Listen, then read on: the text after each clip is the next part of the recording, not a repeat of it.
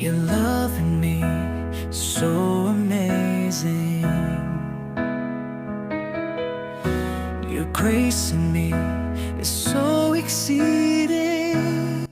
Ang pagtanggi ay isa sa mga pinakamalalim na sugat na maaari nating maranasan. Kung ito man ay dahil sa pagiging hindi tanggap sa kung sino tayo o itinakwil dahil sa ating nagawa, masakit ito. Nagnanais tayo ng kaugnayan at pagtanggap. At kapag hindi natin natatagpuan ang mga ito, masakit.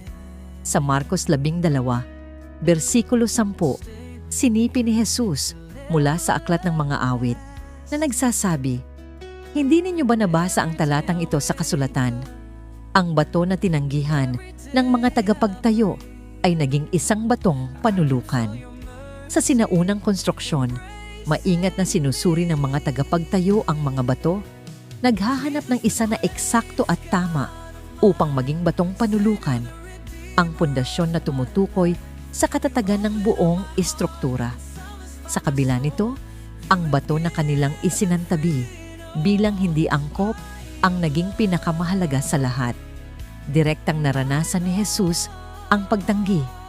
Ngunit narito ang magandang balita. Ang pagtanggi ay hindi ang huling pasya.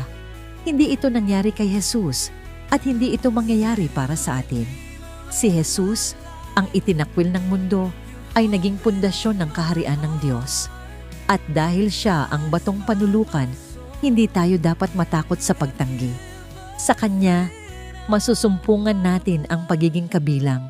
Sa Kanya tayo ay lubos na nakikita at lubos na minamahal. Ang pagtanggi ay parang katapusan na ng kwento.